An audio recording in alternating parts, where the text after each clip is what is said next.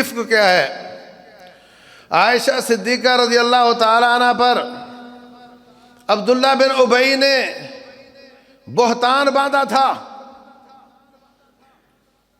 اور 3 صحابہ کرام مصطح بن اساسہ، حمنہ بنت جحش، حسان بن ثابت، انہوں نے اس الزام کو کسی اور کو بتا دیا تھا۔ تو عبداللہ بن ابی بہتان باز تھا، اور یہ 3 صحابہ نے افک کا کام کیا تھا، ایک الزام لگانے والا اور ایک الزام کو فارورڈ کرنے والا، وائرل کرنے والا۔ اللہ نے آیات نازل کی، ان تینوں صحابہ کو 80 کوڑے مارے گئے۔ کہاں کھڑے ہو؟ دن میں کتنی پوسٹیں وائرل کرتے ہو؟ ان میں سے کتنی سچی ہوتی ہیں؟ جتنی سچی ہوتی ہیں وہ چغلی ہوتی ہے، اور جتنی جھوٹی ہوتی ہیں وہ الزام یا افک ہوتا ہے۔ یا آپ الزام لگا رہے ہو، جس نے وہ پوسٹ بنائی وہ بہتان باز ہے، اور جس نے اس کو فارورڈ کیا وہ افک کا کام کر رہا ہے، اور ان دونوں پر اتنی سزا ہے۔ رسول اللہ صلی اللہ علیہ وسلم سے پوچھا گیا، ارأیت ان کان فی اخی ما اقول، جو میں کہہ رہا ہوں اگر وہ میرے بھائی میں موجود ہے وہ گناہ، تو آپ نے فرمایا اگر وہ موجود ہے تو وہ غیبت ہے۔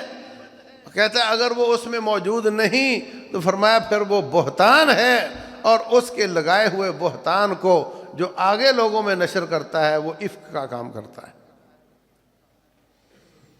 یہ تینوں کام ہو رہے ہوتے ہیں۔ رسول اللہ صلی اللہ علیہ وسلم جا رہے ہیں، آپ کھچر پر یا گھوڑے پر، اچانک آپ کی سواری ڈر گئی، قریب تھا کہ آپ کو گرا دیتی۔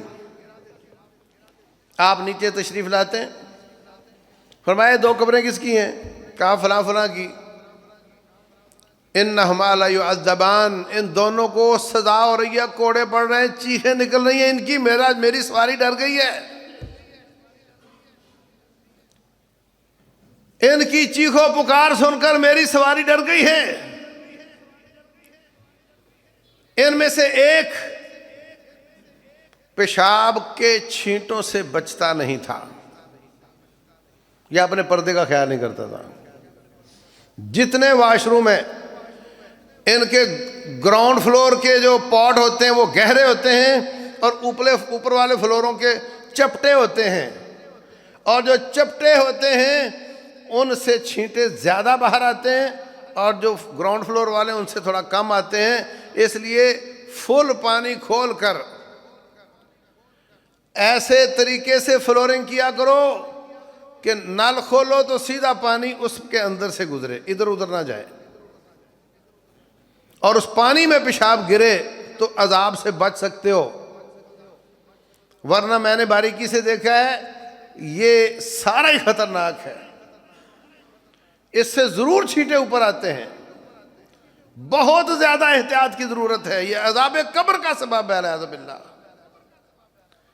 تو فرمایا ایک تو پیشاب سے بچتا نہیں تھا، اور دوسرا چغلیاں کرتا تھا، ایک کی بات اس کو کوئی سچی کوئی جھوٹی بتا کر کے لڑائیاں کرواتا تھا۔ آج ان کو درے پڑ رہے ہیں، اور ان کی چیخوں سے میری سواری ڈر گئی ہے۔ من صمت نجا، حدیث ہے رسول اللہ صلی اللہ علیہ وسلم کی، حسن درجے کی۔ جو چپ رہا وہ نجات پائے گا۔ جس مشین کی پروڈکشن زیادہ ہو اس کا کچرا بھی زیادہ ہوتا ہے، ایسے ہی ہے۔ جس کی پروڈکشن زیادہ ہو اس کا کچرا بھی زیادہ ہوتا ہے، جو زیادہ بولے گا اس کا آل فال بھی زیادہ ہوگا، اور جو تھوڑا بولے گا اس کا کچرا بھی کم نکلے گا۔ کل قیامت والے دن جن کی برائیاں کی، جن پر الزام لگائے، جن کی شہرت خراب کی، آج دنیا میں ان پر کیس ہو جائے تو ان کو ہرجانہ مل جاتا ہے۔ حد کے عزت کا کیس ہوتا ہے کہ نہیں؟ ان کو ملتا ہے، کسی کو نہیں ملتا۔ قیامت والے دن تو سب کو ملے گا۔ اور وہاں کی کرنسی نیکیاں، وہاں کی کرنسی ہے نیکیاں، نیکیاں تول کر ملیں گی۔ اس لیے عزیز بھائیوں، بہت خطرناک بات ہے جو ہم کرتے ہیں اور کرتے چلے جاتے ہیں۔ ذرائع نے بتایا ہے، لو ذرائع کیا ہوتے ہیں؟ کس بلا کا نام ہے ذرائع؟ ہمارے ذرائع یہ کہتے ہیں، نہ سر ہے نہ پاؤں ہے، نہ کوئی اس کی بنیاد ہے، بات کرتے ہوئے ابھی حکومت نے کوئی سختی کی ہے کہ جو سر و پا اڑاتے ہیں ان کو پکڑا جائے، کیونکہ بالکل بے شتر، وہ شتر بے مہار ہوتے چلے جا رہے ہیں۔ تو اپنی زبانوں کو بھی اور اپنی اولادوں کو بھی اور اپنے سوشل میڈیا کو کم از کم کرو۔ کس کا میسج آیا ہے اتنا ضروری نہیں جتنا رب ذوالجلال کا میسج ضروری ہے، اس کی طرف توجہ دو۔ وہ نصاب ہے جس سے پیپر آئے گا، اور یہ جو واٹس ایپ پہ ادھر ادھر فیس بک پہ میسج آتے ہیں، اس سے کوئی سوال نہیں آئے گا۔ یہ لائبلٹی ہے، یہ ذمہ داری ہے، یہ دے کر چھوٹو گے بہت مشکل ہو جائے گا۔ نیکیاں کماؤ، ان کی حفاظت کرو، اور نیکیاں ضائع کرنے والے سوراخ بند کرو۔ اللہ تبارک و تعالی ہم سب کو سمجھنے اور عمل کرنے کی توفیق عطا فرمائے۔